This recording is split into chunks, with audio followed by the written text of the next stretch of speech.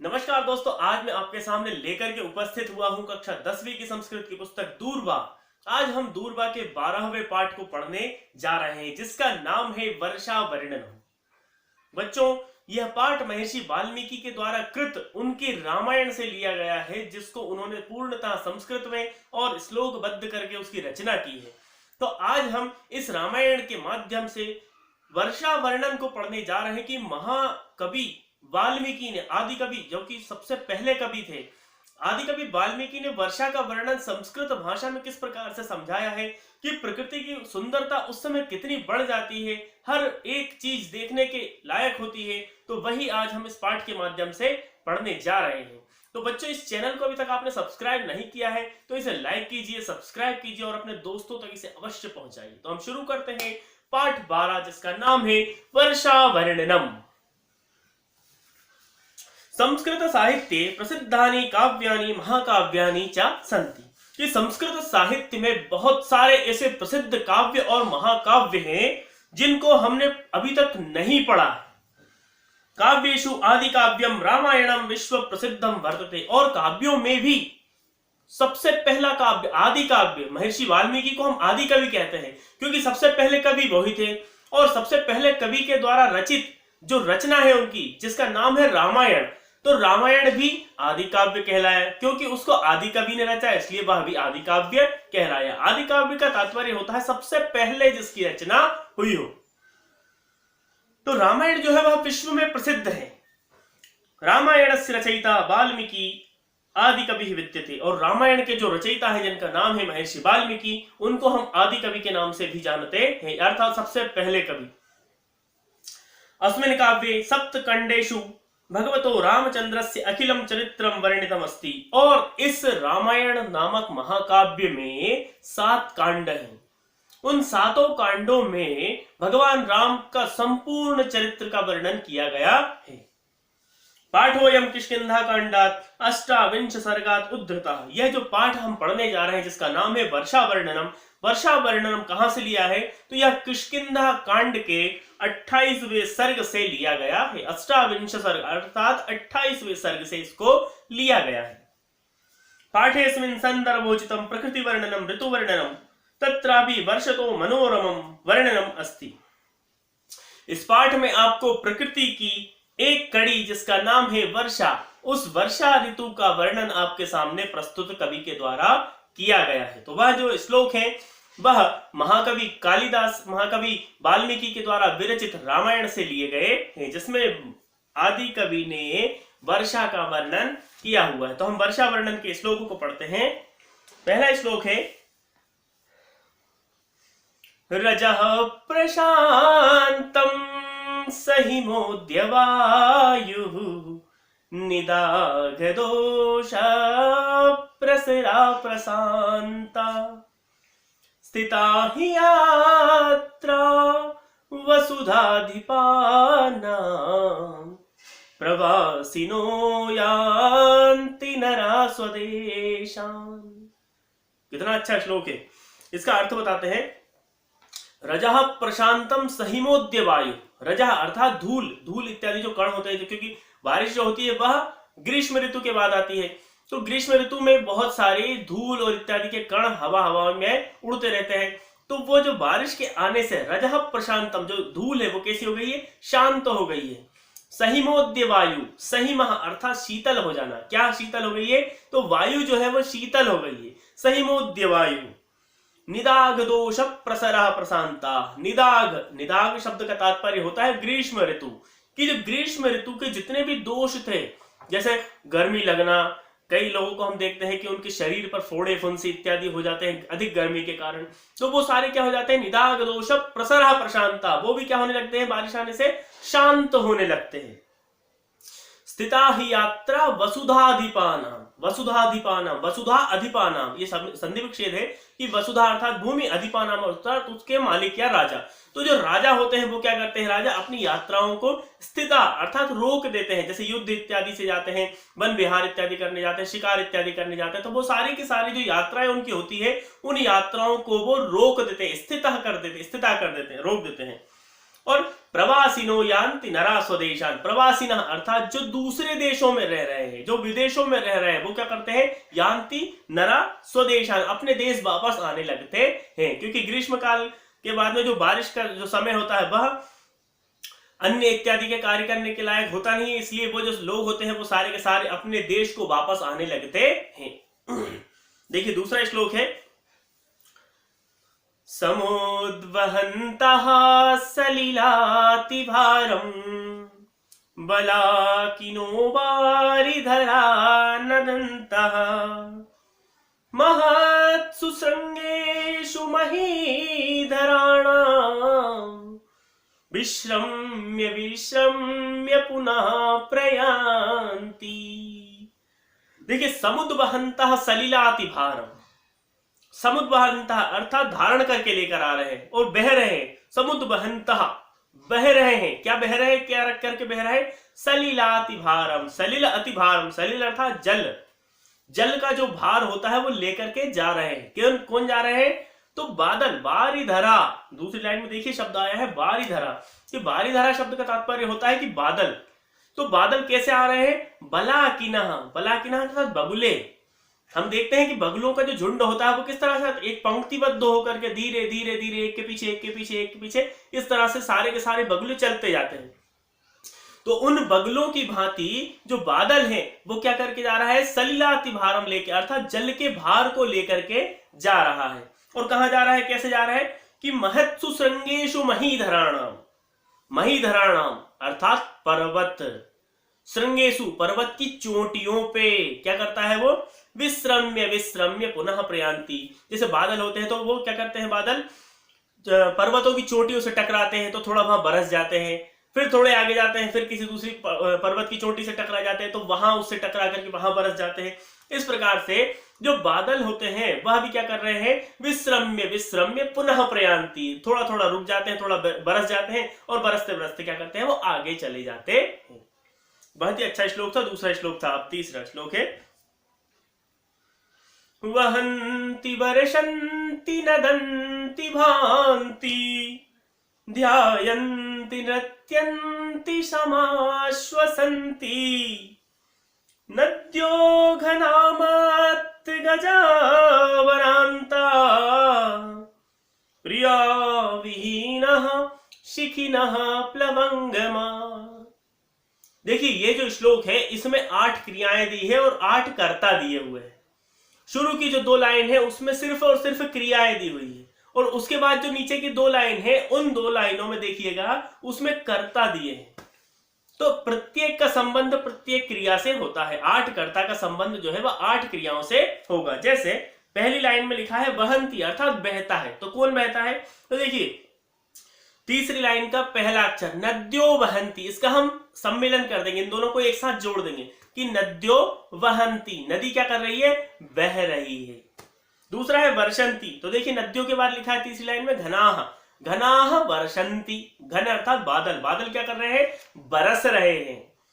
फिर है मत्त गजाह नदंती, अर्थात जो मत वाले हाथी हैं वो क्या कर रहे हैं, नदंती, बहुत खुश हो रहे हैं। मुगेम्बो खुश हुआ। तो हाथी जो है वो क्या कर रहे हैं, खुश हो रहे हैं। वनांता भांति, वन इत्यादि क्या लग रहे हैं, सुशोभित हो रहे हैं। भांति अर्थात सुंदरता उनके अंदर बढ़ चुकी है, वो सुंदर इत्यादि बहुत सुंदर दिखाई दे रहे हैं।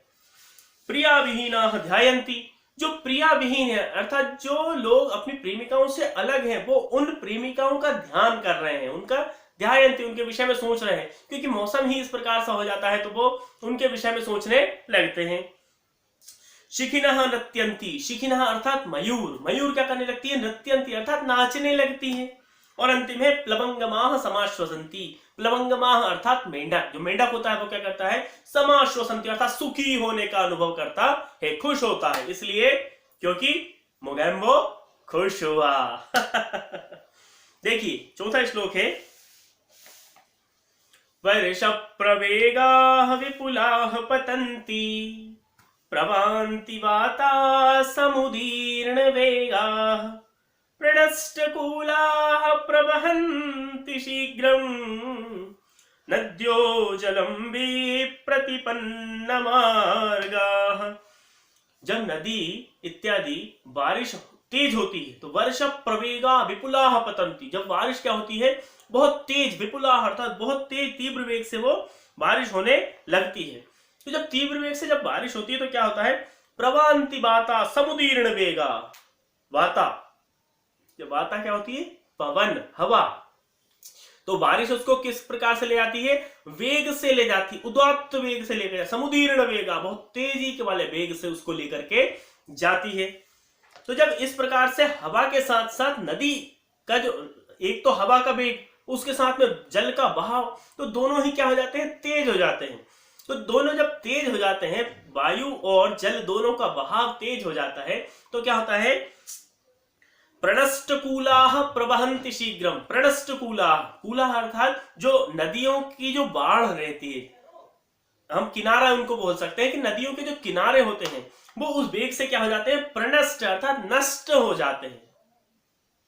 हवा और पानी दोनों के वेग से वो क्या हो जाते हैं, प्रणष्ट अर्थात नष्ट हो जाते हैं। और नद्यो जलम विप्रतिपन्न मार्ग, जब किनारे टूट जाते हैं तो नदी का जो जल होता है वो क्या होता है, विप्रतिपन्न मार्ग, मार्ग से विप्रतिपन्न हो जाता है, अर्थात अपना रास्ता दूसरा बना लेता। बच्चों हम जब बिहार के विषय में बात सुनते हैं कि बिहार की जो एक नदी है जिसका नाम है कोशी नदी, कोशी नदी हर बार अपने रास्ते अलग बना लेती है, क्योंकि उसका जो बहाव होता है वो बहाव इतनी तेज होता है कि वह एक रास्ते पर चढ़ ही नहीं पाती और बार बार किनारे तोड़ करके अपने अपने मार्ग को प्रत्येक बार अलग अलग बना देती है। आपने एक और नदी सुनी होगी मध्य प्रदेश की चंबल नदी के विषय में सुना होगा। चंबल नदी भी जो होती है वो क्या करती है, बीहड़ बनाती है, अर्थात हर किसी भी बार में वह एक रास्ते से निकल के नहीं जाती, वो अलग अलग रास्तों का बार बार निर्माण करती है, क्योंकि उनके बहाव में इतना वेग होता है कि वह एक मार्ग को सुनिश्चित कर ही नहीं पाती। देखिए 5वां श्लोक है, षट्पाद तंत्री मधुरा विधानम प्लवंग मोदीरत कंठ तालम आविष्कृतम मेघ मृदंगिनादै वनेषु संगीतमिव प्रवृत्तम। अब देखिए जब बारिश होती है तो जो विभिन्न प्रकार के जीव जंतु, कीड़े मकोड़े इत्यादि रहते हैं वो भी अपना अपना नए नए राग निकालते हैं। षट्पाद तंत्री मधुरा विधानम, आपने षट्पाद अर्थात 6 पांव वाले आप पूछेंगे 6 पांव किसके होते हैं, आज तक आपने कभी देखा ही नहीं होगा, उसको पता ही नहीं होगा कि 6 पांव किसके होते हैं। तो जो षट्पाद होता है, जो 6 पांव वाला जो पक्षी कीड़ा होता है, इंसेक्ट जो होता है वो होता है भंवरा। भंवरे को आप कभी गौर से देखिएगा या आप उसको YouTube इत्यादि पर, गूगल इत्यादि पर सर्च करके देखिएगा तो आपको पता चलेगा कि उसके जो पैर होते हैं वो कितने होते हैं, तो उसके 6 पैर होते हैं, भंवरे के 6 पैर होते हैं। तो षट्पाद तंत्री मधुरा विधानम, भंवरा क्या कर रहा है, मधुर मधुर तान छेड़ रहा है, मधुरा विधानम, मधुर मधुर भंवरा। देखा होगा आपने कि जो बारिश का जो समय आता है तो बारिश के समय में वो क्या करता है, मधुर मधुर तान छेड़ने लगता है।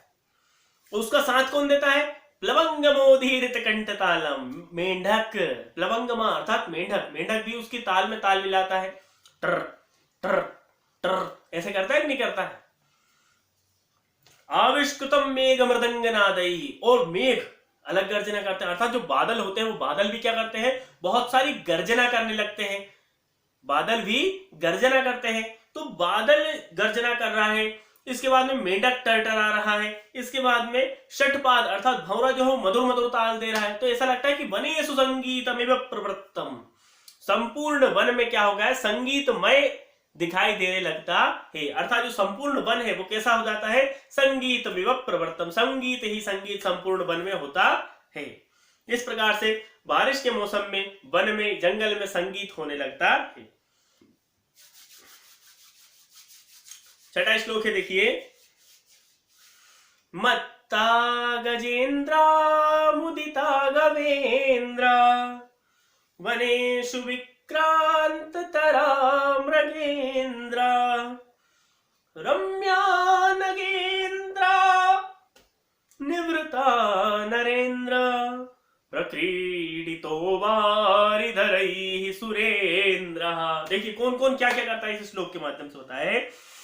मत्ता गजेंद्र, गज नाम, गज अर्थात हाथी, तो हाथियों का राजा या हाथी इत्यादि क्या होने लगते हैं, मत वाले होने लगते हैं, क्योंकि गर्मी उनके सिर पर चढ़ी रहती है। जो गर्मी का जो मौसम होता है उसके कारण उनका जो सिर होता है वो दर्द, आपने कई बार देखा होगा हाथियों की दुर्घटनाएं, कि हाथी जो होते हैं वो सबसे ज्यादा पागल कब होते हैं, तो वो गर्मी के समय में होते हैं।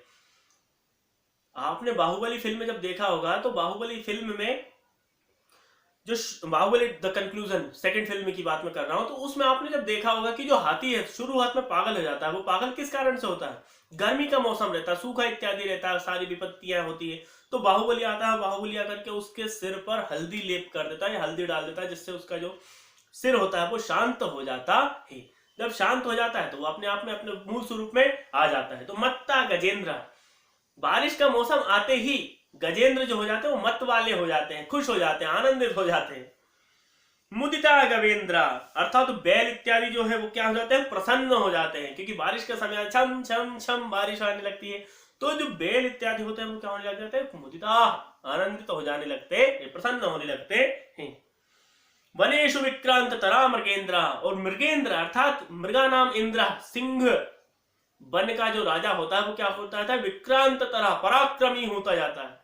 बारिश के समय में वो कैसा होता है, पराक्रमी होने लगता है। रम्या नगेंद्र, नगेंद्र अर्थात नगा नाम इंद्र, नगेंद्र अर्थात पर्वत, नगेंद्र कैसे हो जाते हैं, रम्या, बहुत अच्छे सुशोभित होते हैं। आप बारिश में कई बार हम लोग हिमाचल और उत्तराखंड के जो पर्वतों का सीन देखते हैं तो कितने अच्छे बादल जो होते हैं वो चमक उनके अंदर अलग ही है, एक चमक आ जाती है। तो रम्या नगेंद्र, नगेंद्र कैसे हो जाता है, रमणीय हो जाते हैं।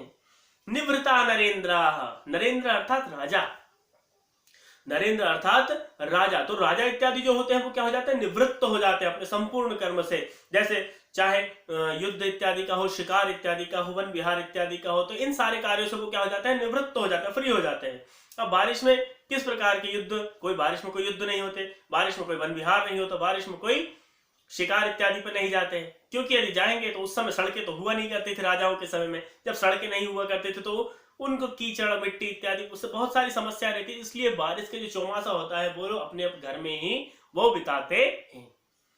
प्रक्रीडितो वारिधरैः सुरेंद्र, और देवताओं के राजा इंद्र, इंद्र क्या करते हैं, सुरेंद्र अर्थात देवताओं के राजा इंद्र, प्रक्रीडिता क्रीड़ा कर रहे हैं, किसके साथ, वारिधरैः अर्थात बादलों के साथ सुरेंद्र जो है वो क्रीड़ा कर रहे हैं। क्रीड़ा कौन कर रहे हैं, तो देवताओं के राजा इंद्र जो है वो क्रीड़ा कर रहे हैं। अब अंतिम श्लोक है, देखिए कि बारिश के मौसम में जो बादल इत्यादि होते हैं, जो नेचुरलिटी होती है वह किस प्रकार से दिखाई देती है। घनोपगूढ़म गगनम न तारा, न भास्करोदर शरमाभ्युपैति, न वैर्जलोघैर् धरणी वितृप्ता, तमो विलिप्ता नदिशः प्रकाशाः। घनोपगूढ़म गगनम न तारा, बारिश के कारण क्या हो जाता है, घनोपगूढ़म, घन बादली बादल संपूर्ण आसमान पे दिखाई देते हैं। संपूर्ण आसमान को कौन ढक लेता है, उपगूढ़म, घना उपगूढ़म गगनम न तारा, न गगन दिखाई देता है और ना ही तारा दिखाई देता है। हम देखते हैं बारिश के समय में हमें तारे नहीं दिखाई देते हैं, ना ही नीला आकाश दिखाई देता है। न भास्करो दर्शनमभ्युपैति, भास्कर अर्थात सूर्य, भास्कर अर्थात सूर्य, के हमें बारिश के दिनों में सूर्य देवता के दर्शन भी नहीं होते हैं। कई बार कई कई दिन ऐसे होते हैं, हमने बचपन में कहानी पढ़ी थी, या वो सही भी था कि महात्मा गांधी, उनकी जो माता थी उनको बारिश के दिनों में कई कई दिनों तक भूखा रहना पड़ता था, क्योंकि उनका जो नियम था वो यह था कि वो सूर्य को देखकर ही भोजन ग्रहण करती थी, और बारिश के दिनों में कई कई दिनों तक सूर्य आता नहीं था, इसलिए उनको भूखा रहना पड़ता था। तो घनोपगूढ़म गगनम न तारा, घन ने सबको घेर लिया है, न गगन दिखाई दे रहा है, न तारा दिखाई दे रहा है, न भास्करो दर्शनमभ्युपैति, ना ही भास्कर दिखाई दे रहा है, ना ही सूर्य के हमें दर्शन होते हैं। नवैर जलोघैर धरणी वितृप्ता, नए जल से, नवैर जलोघैर, नए नए जल से धरणी क्या हो जाती, धरणी अर्थात भूमि, भूमि क्या हो जाती, वितृप्ता, तृप्त हो जाती, संतुष्ट हो जाती है, क्योंकि इसके पहले जो मौसम होता है वो गर्मी का मौसम होता है, और गर्मी के मौसम होने के कारण संपूर्ण जल पृथ्वी जो हो जाती है वो जल विहीन हो जाती है, तप जाती है, शीतलता की आवश्यकता उसको होती है। इसलिए वह शीतलता उसको कहां से प्राप्त होती है? नवैर जलोघैर, नए जल से, बारिश ने, नई बारिश से उसको जल प्राप्त होता है। तमो विलिप्ता न दिशा प्रकाशा, और हर तरफ क्या हो जाता है? अंधकार ही अंधकार हो जाता है। कई कई बार हम देखते हैं कि बादल इतनी तेजी से अंधकार लेकर के आते हैं, संपूर्ण प्रकाश को वो क्या कर लेते हैं? ढक लेते हैं। न दिशा न प्रकाशा, न दिशा पता चलती है कि कौन सी दिशा कहां है, और ना ही प्रकाश, यानी ना ही उजाला होता है। क्यों? क्योंकि हर तरफ क्या हो जाता है? तमो विलिप्ता, अंधकारमय पृथ्वी हो जाती है। तो बच्चों, ये था पाठ वर्षा वर्णनम, जिसको महाकवि आदि कवि वाल्मीकि ने महाकाव्य आदि काव्य रामायण में लिखा हुआ है। और रामायण के इस अंश को आपने पढ़ा वर्षा वर्णनम के रूप में, तो हम जान सकते हैं, समझ सकते हैं कि वर्षा का कितना मनोरम दृश्य यहाँ पर महर्षि वाल्मीकि ने दिखलाया है। हमें उनका धन्यवाद करना चाहिए, और बार बार उन्हें यही कहना चाहिए कि आप जहां भी हैं, जैसे भी हैं, आपकी आत्मा को सर्वदा शांति मिले। तो बच्चों, उम्मीद करते हैं कि यह पाठ आपको समझ में आया होगा। यदि आपको यह पाठ समझ में आया हो तो इस चैनल को लाइक कीजिए, सब्सक्राइब कीजिए, और अपने दोस्तों तक शेयर अवश्य करिए, क्योंकि आपका एक शेयर किसी न किसी बच्चे तक पहुंच सकता है और उसके अंक और उसके ज्ञान में इजाफा या बढ़ोतरी कर सकता है। हम फिर से उपस्थित होंगे एक नई वीडियो के साथ। तब तक के लिए धन्यवाद। जयतु संस्कृतम, जयतु भारतम।